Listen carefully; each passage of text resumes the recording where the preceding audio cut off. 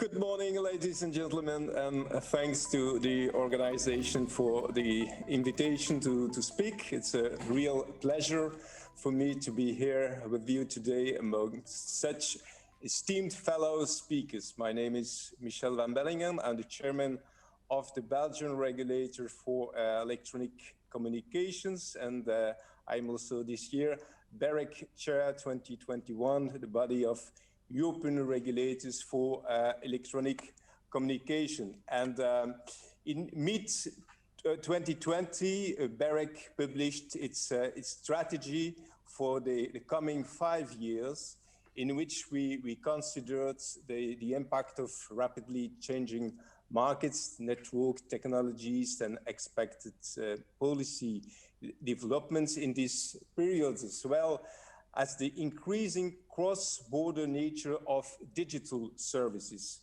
So the keywords in this strategy reflect our primary concerns: gigabit society, 5G, digitalization of the society, digital divide, digital platforms, and last but not least, climate change. Some of the keywords have always been part of our DNA, but others are completely new. A key policy objective, if not the key policy objective for the coming 5 years for BEREC, is promoting full connectivity in line with the European regulatory framework. This means prioritizing the work that improves the general conditions for the expansion and the take-up of competitive, reliable, and secure high-capacity networks, both fixed and wireless. This across Europe, while ensuring a smooth transition from a legacy infrastructure.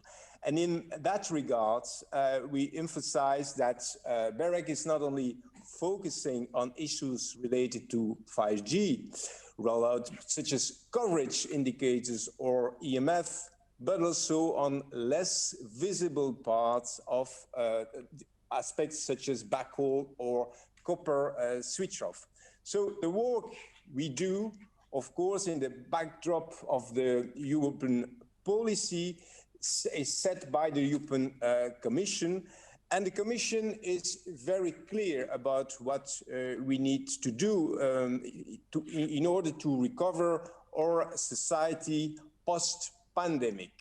Well, we need to accelerate the rollout of 5G networks and fiber. And in this slide, the Commission issued a number of initiatives over the past year that provide clear guidance on how to ensure efficient rollout of networks, such as connectivity recommendation, in which a toolbox of measures has been published to speed up the rollout of the networks. And yesterday, during this event, you've already discussed the role of the resilience and recovery facility in the rollout of 5G. And I think that in 10 years from now, we will all acknowledge that the COVID pandemic and the Next Generation EU Fund have played an impressive role in promoting a boom in supply and demand for digital and technological goods and services. 5G is expected to create an ecosystem for technical and business innovation involving vertical markets and a broad range of digital services, such as fixed wireless access. And as such, 5G will be the cornerstone for digital connectivity and a major driver of economic growth. To ensure these developments can take place, an appropriate regulatory framework needs to be in place as well. For instance, spectrum regulation, access regulation to ensure access to sites, infrastructure sharing, and so on.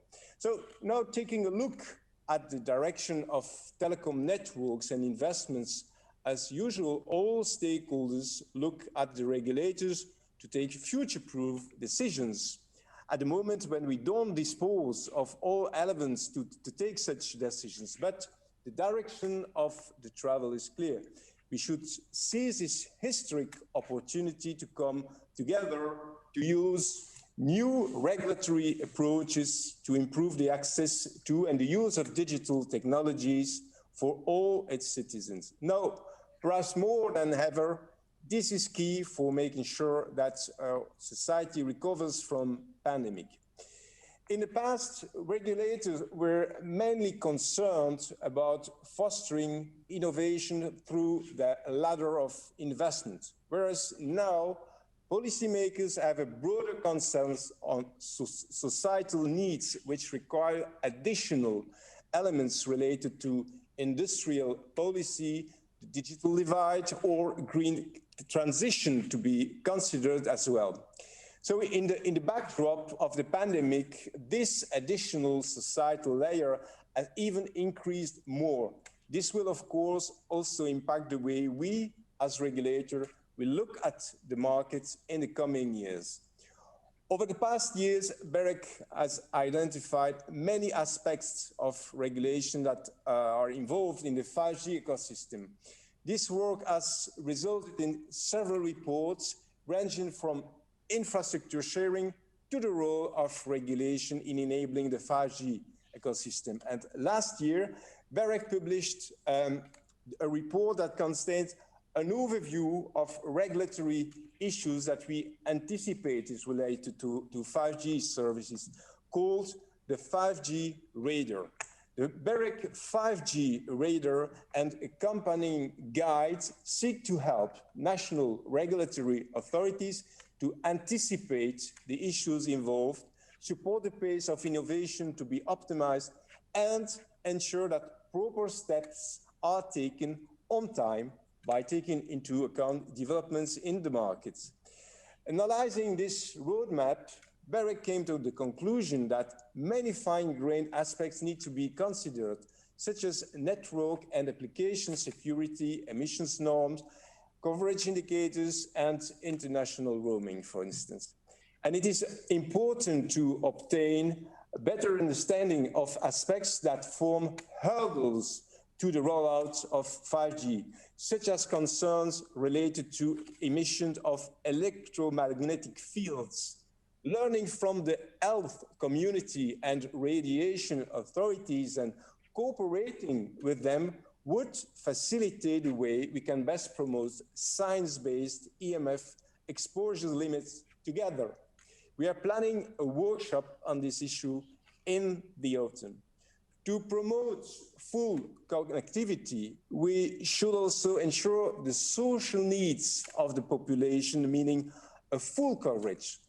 That's why I want to highlight that backhaul infrastructure is key for enabling 5G and facilitating the deployment of very high capacity networks, especially in non-densely populated areas.